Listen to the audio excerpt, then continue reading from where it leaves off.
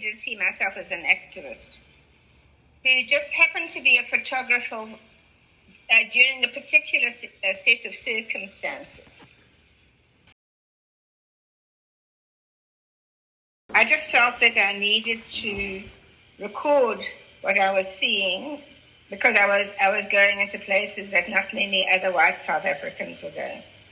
As far as influence is concerned, the type of influences were the people working for Afripix and the work that they were doing. Mostly in Johannesburg. I was very fortunate in belonging to the Black Sash and then belonging to TRAC, the Transvaal Rural Action Committee. Yes. It's allowed me to go into places I wouldn't otherwise have been able to go.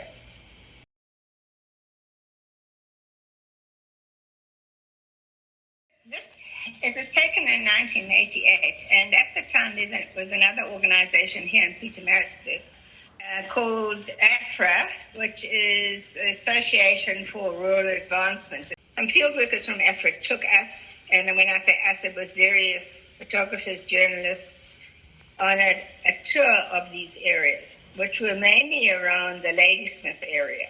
All of these were fairly small communities, including another Driefontein, actually, and a place called Wheelers Camp, where a whole lot of farm workers.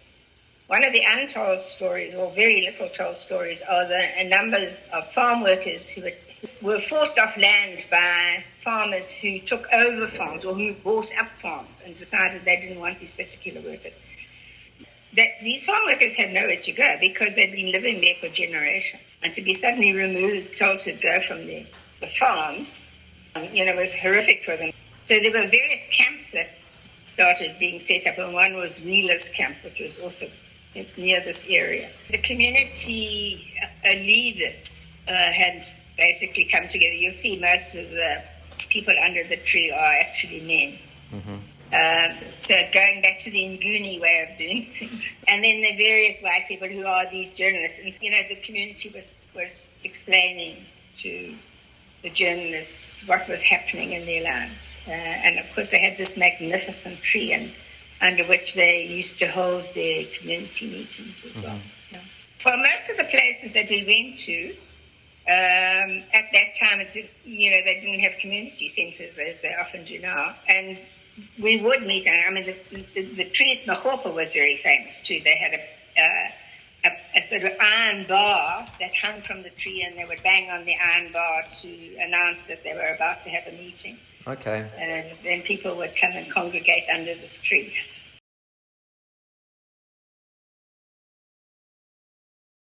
You can see the number of women there at this footer. Old women too, not just young women. Mm-hmm. And he was the head of Rakklaart, a lovely man. He had been in the army in World War II, so he always stood very upright. But his wife was fascinating. Her name was Maria Silkhodi, and she had resisted passes way before the 56 Pass March in Pretoria. There were rural women in that area of Zeerust who was resisting passes that the ANC didn't pay any attention to.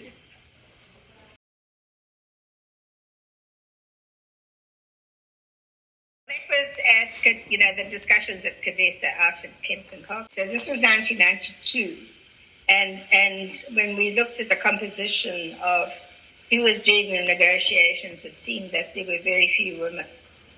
And so we decided that we were going to go and do a protest outside the building where Cadessa was being held. For me, it's not just gender. Mm. It's attitude. Jung always said that every male should acknowledge the female aspect of themselves, and every female should acknowledge the masculine aspect of themselves to be whole people. And so I feel that there's far too much attention given to women as just a gender thing, and where people boast about how many women they happen to have in Parliament. But if those women are behaving the same way as the men, then there's no point in having them. because it's just reinforcing the same old, same old.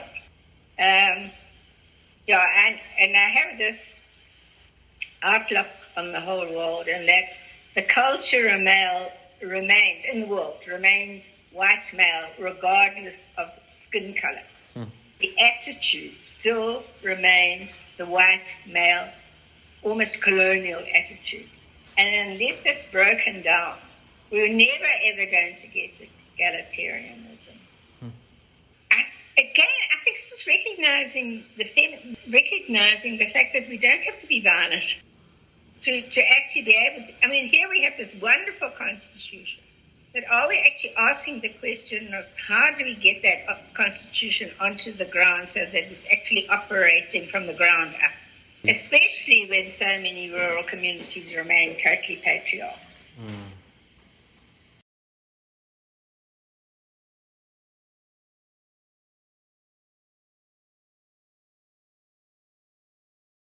And this is also the Botswana, because track became banned because of the work we were doing with various organized communities that fell under Botswana.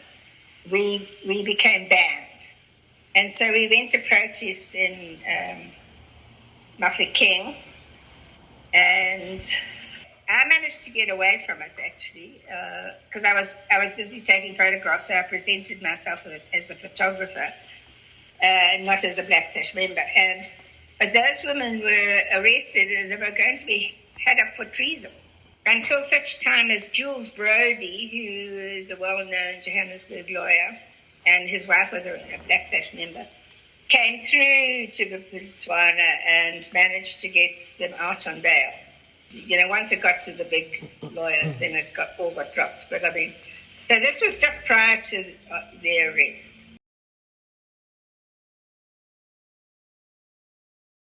This one is very interesting, because it's 1990, and there have been various attempts by various women's groups to across the color line to come together in various ways and support one another. And because Black Sash had offices in the centre of Johannesburg, and also it was part of where the South African Council of Churches actually owned the building that we had offices in. We could then actually come together and meet up with other women's organisations. This was actually more an Anglican women's-based protest. And in fact, in one of the women here, you can't really see her, just on the right-hand side of the banner, that's Leah Tutu. So I think she'd been very influential in organising this particular protest. You don't see the sash here, but we marched through the streets of Soweto, and we were Black Sash members at the back as well, sort of marching through it. Because rape became a very big issue. I think it was also because women started to feel they could speak out about it too. But I mean, it's an ongoing thing that hasn't stopped in any way at all. And that was taken in 1990. No. I think the other thing that isn't recognised sufficiently is the amount of gender abuse that is with rural women as well. Yeah, because they have no place to talk about it.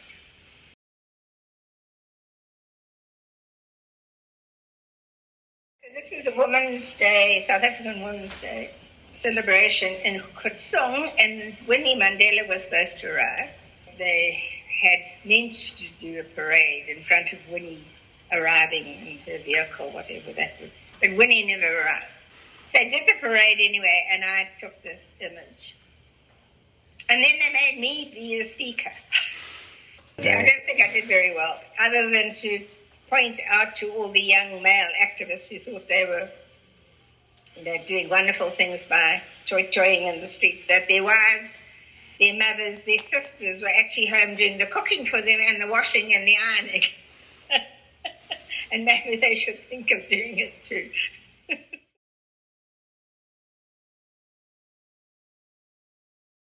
This was wonderful because of the rural women's movement, and when the election was about to happen, Black Sash decided that we would put out little booklets, because Black Sash was known for tiny, small little booklets about this size you could put into a man's shirt pocket on various issues like pass laws, pensions, that type of thing. And then we put out this very good booklet on how to vote. I mean, obviously the process of voting, not who to vote. And I realized again that rural women needed to know. And to actually help that happen, we ran workshops for members of the rural women's movement, so they could go back into their villages and they could give workshops to their community.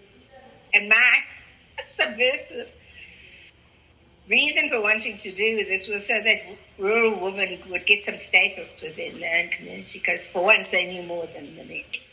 And so this was after one of those workshops. And in fact, Lydia Compe, who I mentioned before, she's this woman on the right-hand side of the image there. And then this was a blind woman who, she's holding papers that we had printed, with information about voting. And we also did a practice vote. These women had all just done a practice vote, and she then broke into this dance after doing her practice vote.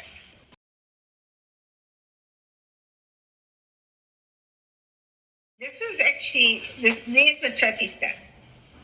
Unfortunately, I don't know Tinky's surname, but she was a praise singer for the chief. And we had gone out there again but with a larger Black Sash grouping. I've always loved this image just because for once it shows a black woman sitting higher than a white woman, and it's the black woman doing the talking. Jill was a Black Sash member, and just the lovely way she's listening to Tinky, although I'm not sure that Tinky's even speaking English, actually.